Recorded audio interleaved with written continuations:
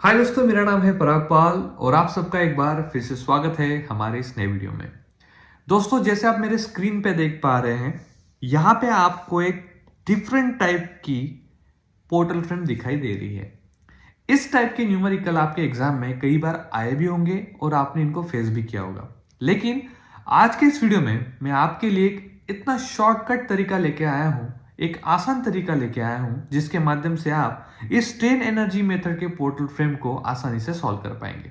ठीक है, तो वीडियो को लास्ट तक जरूर देखना है। और अगर आपको ये न्यूमेरिकल्स के नोट्स अगर चाहिए तो आप मेरे वेबसाइट जिसका नाम है www.civilnotes.com, ओके, civilnotes.com पे जाके आप इसको आसानी से अवेल कर सकते हैं।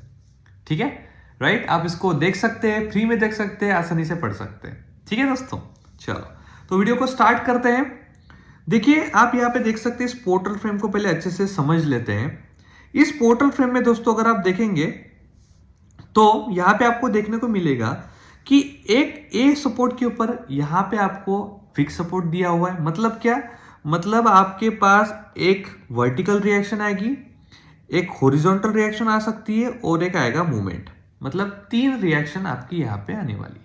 ठीक है, अब यहाँ पे आप देखेंगे तो यहाँ पे आपको फिक्स हिंज सपोर्ट दिया है। मतलब एक आएगा वर्टिकल, एक आएगा हॉरिजॉन्टल। मतलब यहाँ पे 2 रिएक्शन आने वाली है। तो बेसिकली स्ट्रेन एनर्जी मेथड के हिसाब से डिग्री ऑफ स्टैटिकल इनडिटर्मिनेंसी निकालने का फार्मूला है R माइनस ई। तो R की वैल्यू होती है कितनी? यहाँ के ये 1 2 3 और ये 1 2, मतलब 3 और 2 हो गए 5 रिएक्शन। तो ये 5 और E की स्टैंडर्ड वैल्यू होती है 3। तो 5 में से 3 के बचे कितने? 2। मतलब आपको 2 ऐसे रिडंडेंट इस पूरे न्यूमेरिकल में पकड़ने पड़ेंगे, जब जाके आप आसानी से इस न्यूमेरिकल को सॉल्व कर पाएंगे। क्लियर है ना? अब न्यूमेरिकल में हम आगे बढ़ते हैं। ओके, आशा करता हूं यहां तक आपको क्लियर समझ में आया होगा। अगर समझ में नहीं आया है तो प्लीज मुझे कमेंट सेक्शन में बताइए क्या समझ में नहीं आया है, मैं आपको हेल्प करूंगा। नाउ यहाँ पे और इसके अलावा एक सीखने लायक चीज ये है कि अभी तक आपने जो भी पोर्टल फ्रेम सॉल्व की है उसमें आपको एंगल्स नहीं थे, लेकिन इसमें आपको एक एंगल क्रिएट होते हुए नजर आ रहा है। जिसका मतलब क्या है कि आपको यहाँ पे कुछ एंगुलर मेजरमेंट भी करने पड़ेंगे, जो कि बहुत आसान है। जिसका आसान मतलब इतना आसान है कि मैं बता नहीं सकता आपको, बहुत आसान है। ठीक है, सो इस पूरे पोर्टल फ्रेम में यहाँ पे बी पॉइंट के ऊपर एक 50 किलो न्यूटन का एक लोड जा रहा है। ठीक है, और उसके साथ ही साथ आप यहाँ पे देखेंगे ये सी जो है, इस सी से डी तक का जो एंगुलर डिस्टेंस है वो कितना है? 3 मीटर का है। ये बहुत इंपॉर्टेंट चीज है। लेकिन उसके साथ ही साथ एक चीज आपको ध्यान में रखनी पड़ेगी कि ए से बी तक का डिस्टेंस 4 मीटर है, बी से सी तक का डिस्टेंस 4 मीटर, लेकिन यहां पे सी से डी तक का डिस्टेंस भी आपको दिया नहीं है। ठीक है, तो आपको वो निकालना है। उसके लिए ही आपको एंगुलर मेजरमेंट के सारे कैलकुलेशंस करने पड़ेंगे। क्लियर है? ओके, सो नाउ चलो स्टार्ट करते हैं। सो बेसिकली स्टेप नंबर 1 मैंने आपको ऑलरेडी बता ही दिया कि भाई डिग्री ऑफ स्टैटिकल इंडिटरमिनेसी निकालना है, जिसमें आपको पता चल गया कि भाई डिग्री ऑफ स्टैटिकल इंडिटरमिनेसी जो है वो आपकी रहने वाली कितनी? 2। लेकिन उससे भी पहले थीटा का कैलकुलेशन करना है, जिसके माध्यम से पता चलेगा कि भाई ये हाइपोटेनस के डिस्टेंस कितना है। तो उसको करने के लिए बहुत सिंपल सा कंसेप्ट यहाँ पे मेरे पास अवेलेबल है। वो ये है कि सबसे पहले आप यहाँ पे देख सकते हैं, आपको यहाँ पे भी फोकस करना है, इस एरिया पे फोकस करना है। तो यहाँ पे आप देखेंगे थीटा का फार्मूला बहुत सिंपल सा होता है। वो होता है अपोजिट अपॉन एडजेसेंट। ठीक है, ऐसा क्या? साइन अपॉन कॉस होता है, बहुत सिंपल सी बात है। ठीक है, ठीक है, और वही होता है, अपोजिट अपॉन एडजेसेंट होता है। सो यहाँ पे आप देखेंगे हमें थीटा निकालना है। तो थीटा का फार्मूला क्या यहाँ पे पड़ेगा? tan inverse of 4/3। 4/3 क्यों? क्योंकि 4 is the this side, 3 is the this side. ठीक है, अब मैं आपको और आसान करके बताता हूं। देखो, मैंने आपको क्या बोला कि ये जो डिस्टेंस है, ये डिस्टेंस इसके पैरेलल है। मतलब अगर ये 4 मीटर है तो भाई ये भी 4 मीटर है। ठीक है, और ये नीचे का तो मुझे पता ही है कि 3 मीटर है। ठीक है, तो यहां पे मैं क्या करूंगा, मुझे यहाँ पे एकदम सिंपल सा कंसेप्ट ध्यान में रखना है। अपोजिट साइड अगर मुझे निकालनी है, ठीक है, अगर मुझे अपोजिट साइड निकालनी है तो वो हो जाएगी कितना, साइन थीटा, ठीक है, मतलब साइन थीटा, लेकिन उसके पहले थीटा तो निकले, ठीक है। तो थीटा निकालने के लिए सबसे सिंपल सी बात है, tan इनवर्स का फार्मूला लगेगा जिसमें अपोजिट अपॉन एडजेसेंट, अपोजिट कितनी है 4 और एडजेसेंट कितनी है 3, तो मतलब 4/3, तो tan इनवर्स 4/3 आपको मिलेगा 53.13 डिग्री, मतलब 53.13 डिग्री का आपके पास थीटा रेडी है। अभी हमें क्या करना है, साइन थीटा निकालना है और कॉस थीटा निकालना है। तो साइन थीटा मतलब क्या, साइन इंटू थीटा, तो थीटा कितना मिला 53.13, रख दो वहां पे, ये मिल गया 0.8 और कॉस थीटा मिलेगा 0.6। उसका आगे क्या काम है वो आगे आके बताऊंगा ना, अभी इसको मिटाओ, ठीक है, चलो ठीक है, कोई दिक्कत नहीं। अब मुझे ये हाइपोटेनस निकालनी है कि भाई यहां से इतना डिस्टेंस कितना है, कैसे निकलेगा, बहुत आसान है। उसके लिए आपको under root adjacent square plus under root opposite square यहां पे आपको करना है, जो मैंने यहां पे किया है, इक्वल्स टू 5 मीटर आपको मिल गई, मतलब सी डी का जो डिस्टेंस है वो कितना मिलेगा, 5 मीटर, ठीक है, ओके।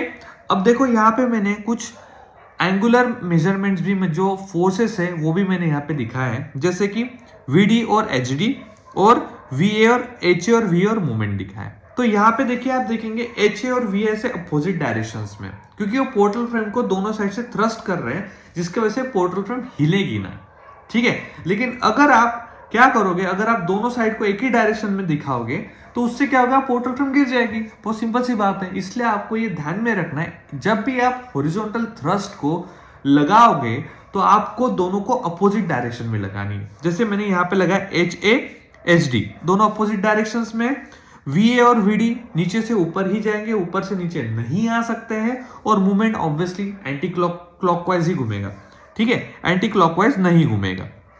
तो आप यहाँ पे देखेंगे, अभी हमने थीटा निकाल लिया, हमने हाइपोटेनस निकाली, हमने साइन थीटा निकाल लिया, हमने कॉस थीटा निकाल लिया। अब हम यहाँ पे क्या करेंगे दोस्तों, अब हमें यहाँ पे डिग्री ऑफ स्टैटिकल इंडिटरमिनेसी निकालना है, जो कि हमने ऑलरेडी कर दिया है, हमारा है कितना 2। तो हमने यहाँ पे बोला कि भाई हम एच डी को मानेंगे एच और वी डी को मानेंगे वी। फिर हमने बोला कि ये जो एच डी और वी डी है इनको हम क्या मानेंगे, एज ए रिडंडेंट मानेंगे। इसका मतलब ये दो अननोन हम मानेंगे, हम चाहेंगे कि हम इन दोनों की वैल्यू निकालें। क्लियर, चलो आगे बढ़ते हैं। अब इन दोनों को चलो हमने मान ही लिया है, तो अभी इसको सॉल्व करने का टेक्निक भी जान लेते हैं। तो देखो, आपको तो पता है कि भाई हमारे पोर्टल फ्रेम पे सिर्फ एक ही जगह पे फोर्स आ रहा है, वो है पॉइंट बी के ऊपर, बाकी कहीं पे भी लोड नहीं है। बहुत अच्छी चीज है। तो अब हम क्या करेंगे, हमारे सिर्फ 3 सेक्शन बनेंगे। एक आएगा डी टू सी, देखो ध्यान में रखना, आपने यहां से स्टार्ट किया है, मतलब हम ऐसे जाके यहां पे खत्म करेंगे, ठीक है ना। तो सॉरी, तो हम लोग क्या करेंगे, देखो डी टू सी पहला एक सेक्शन रहेगा, फिर सी टू बी दूसरा एक सेक्शन रहेगा, फिर बी टू ए तीसरा एक सेक्शन रहेगा। तो ओरिजिन हो गया मेरा डी, दूसरे का ओरिजिन हो गया मेरा सी, और तीसरे का ओरिजिन हो गया मेरा बी। तो इनर्शिया तीनों का आई ही रहेगा, क्योंकि वही दिया हुआ है। लिमिट अभी यहां पे देखेंगे, इसकी लिमिट 5 मीटर का डिस्टेंस है, तो हो गया 0 to 5। इसका 4 मीटर है सीबी का, तो 0 to 4, और बी ए का है 4 मीटर, तो 0 to 4। क्लियर है, ओके। नाउ अभी आप यहां पे देखेंगे, जैसे कि जो मैंने अभी आपको बताया कि एक्स, मैंने कॉस थीटा साइन थीटा क्यों निकाला, क्योंकि बहुत सिंपल सी बात है दोस्तों, जब मैं यहां पे एक परपेंडिकुलर लाइन खींच लूं तो ये अपोजिट, मतलब थीटा की अपोजिट वैल्यू रहेगी एक्स साइन थीटा, और एडजेसेंट रहेगी एक्स कॉस थीटा, ठीक है। क्योंकि हमारे पास पता नहीं हमें इसका कितना वैल्यू हो सकता है, जब मैं इसको सेक्शन डालूंगा इन टर्म ऑफ एंगल। अगर एंगल नहीं होता तो एक्स ही रहती, लेकिन एंगल होने की वजह से हमें ट्रिग्नोमेट्री को इसको इंट्रोड्यूस करना पड़ेगा as a sine theta and cos theta, sorry. तो यहां से लेके इतना डिस्टेंस इस सेक्शन तक का एक्स है, ठीक है। तो डीसी के लिए इसका इक्वेशन बनेगा, देखो यहां पे ये वाला एक v है, ये वाला h फोर्स है, ठीक है। तो क्या बनेगा, v इंटू 0.6x। अब आप देखो 0.6 यहाँ पे ध्यान में रखना, cos थीटा की वैल्यू 0.6 है, ठीक है, यहाँ पे मैं लिख ही देता हूँ यार, cos theta 0.6 and sin theta 0.8, ठीक है। तो देखो क्या होगा, v इंटू 0.6x, क्योंकि मेरे लिए v के लिए परपेंडिकुलर डिस्टेंस ये है, ठीक है।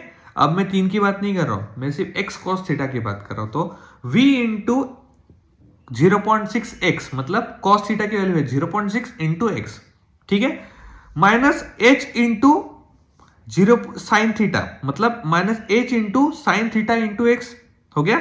अभी इनको सॉल्व करेंगे, मतलब v को अंदर मल्टीप्लाई करो तो क्या होगा, 0.6 vx माइनस 0.8 hx। देखो यहां पे इक्वेशन बन गया।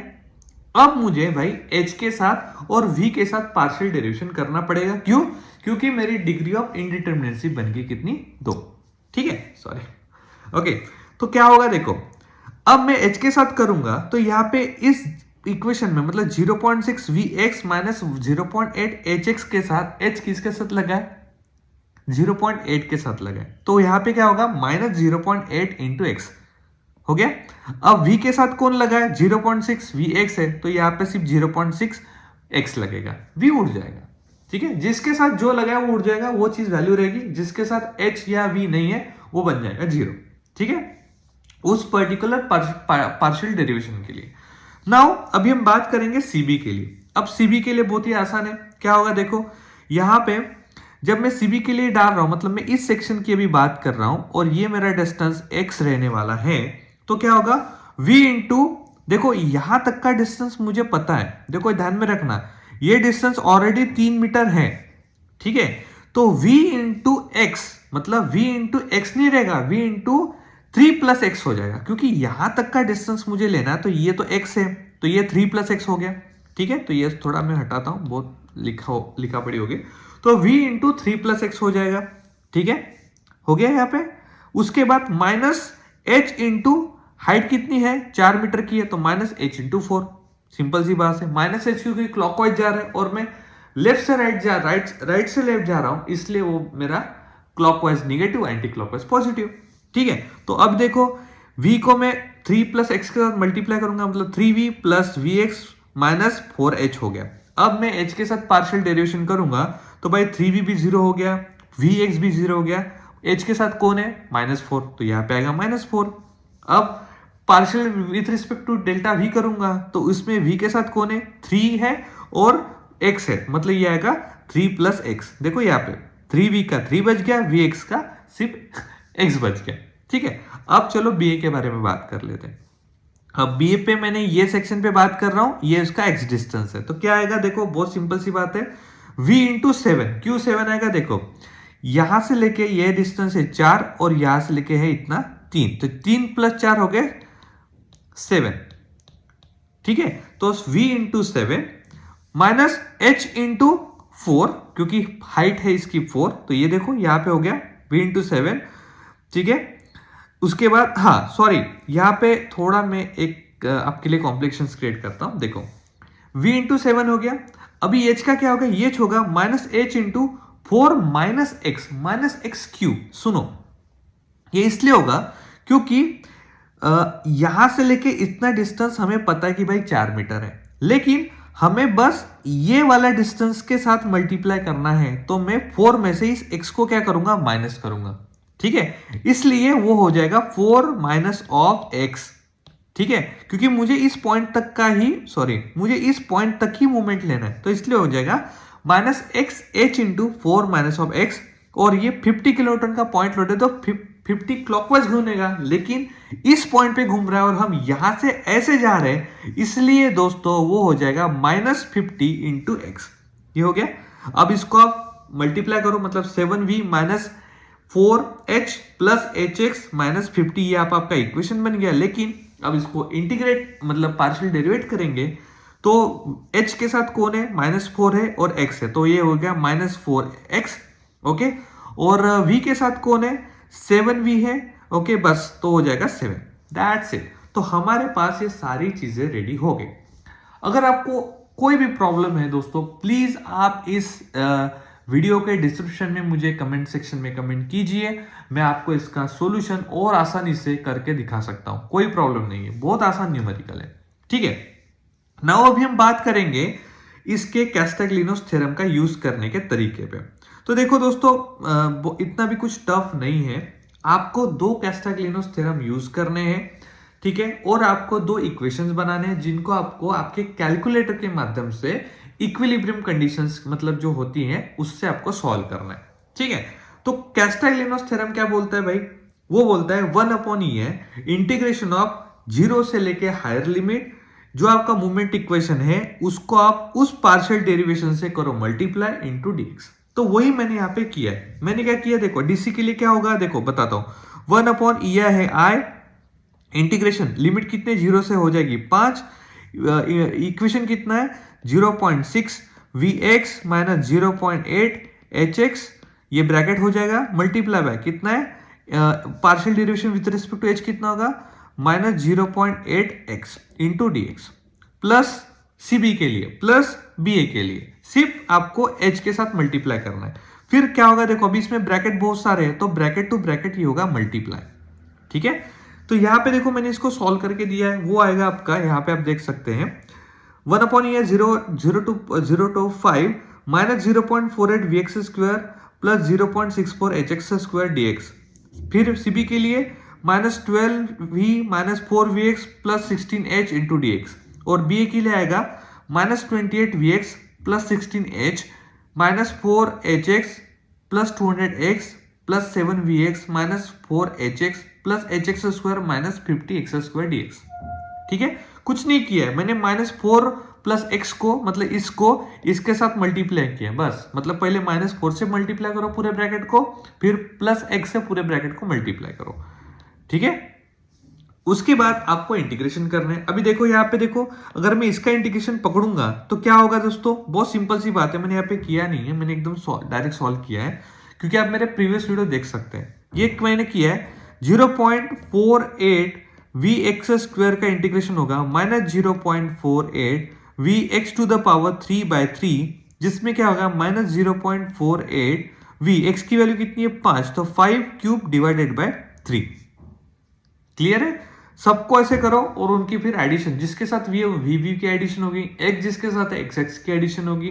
ठीक है, तो इस तरीके से आपको क्या करना है, इसका पार्शियल डेरिवेशन मतलब इंटीग्रेशन करके इसकी हायर लिमिट आपको रखनी है। तो आपको एक इक्वेशन मिल जाता है, वो है 121h minus 156v plus 533 equal to 0। तो ये आपको मिल गया इक्वेशन नंबर 1। अभी सिमिलरली आपको किसके लिए करना है, आपको करना है partial derivation with respect to v के लिए। mx इक्वेशन वही रहेगा, लिमिट भी वही रहेगी, इंटीग्रेशन भी वही रहेगा, लेकिन सिर्फ आपको मल्टीप्लाई ये mx इक्वेशन इस टर्म से मल्टीप्लाई करना पड़ेगा। ठीक है, तो इससे आपको जो वैल्यू मिलती है, जो इक्वेशन मिलता है, वो आपको ये मिलता है minus 156h plus 316.33v equals to 2800। ठीक है, तो देखो दोनों में h और v कॉमन है, तो इसको आपको सॉल्व करना है with respect to health of condition of equilibrium. आप कैलकुलेटर का यूज करके कर सकते हैं। ठीक है, तो अभी आपको क्या करना है, आपको दो वैल्यू मिलेगी, h की वैल्यू मिलेगी 24.16, v की वैल्यू मिलेगी 20.76, मतलब h मतलब हो गया आपका hd, v मतलब हो गया आपका vd। ठीक है, तो आपको यहाँ पे अभी आसानी से इस पूरे पोर्टल फ्रेम का क्या करना है, बेंडिंग मोमेंट डायग्राम निकालना है। तो देखो dmd के ऊपर मूवमेंट रहेगा 0 क्योंकि वो है आपका हिंज सपोर्ट। mc के ऊपर निकाला तो क्या होगा, देखो बहुत सिंपल सी बात है, ये आपका vd था, ये आपका hd था, ठीक है, ये आपका va था, ये आपका ha था, और ये आपका मूवमेंट था। तो आपको यहाँ पे c के ऊपर निकालना तो क्या होगा, hd इंटू 4 कर सकते हो। hd की वैल्यू आपकी यहाँ पे कितनी है 24.16 है, 24.16 है। vd की वैल्यू आपकी यहाँ पे 20.76 है। तो देखो vd इंटू 3 भी आप कर सकते हो। ठीक है, देखो vd इंटू 3 माइनस 24 इंटू 4 मतलब हो गया माइनस 34.36। तो ये आपका आ गया एक इक्वेशन, और आपको इस तरीके से इसको ड्रॉ करना पड़ेगा, मतलब यहां से ऐसे ऐसे जाते हो आपको इसको ड्रॉ, मेरी हैंड राइटिंग थोड़ी गंदी है इसलिए मैं पहले लिख के रख देता हूं। ठीक है, ठीक है, उसके बाद अभी मैं एमबी के ऊपर कैसे निकालूंगा, देखो VD into 7 minus HD into 4, ये आ गया आपका 48.68, जो यहां पे हमने लिख दिया। और MA के ऊपर कितना रहेगा, MA मूवमेंट कितना निकलेगा, वो रहेगा VD इंटू 7 माइनस 50 इंटू 4। ठीक है, तो ये बन गया माइनस 54.68 किलोन्यूटन इंटू मीटर। तो इस तरीके से आप बेंडिंग मोमेंट डायग्राम इसकी निकाल सकते हो और यहां पे आपका न्यूमेरिकल हो जाता है सॉल्व। आशा करता हूं कि इस टाइप का न्यूमेरिकल आपको आगे काफी हेल्प करेगा आपके एग्जाम में। और प्लीज वीडियो को लाइक कीजिए, शेयर कीजिए अपने दोस्तों के साथ, शेयर करना मत भूलिएगा। Have a nice day, bye bye.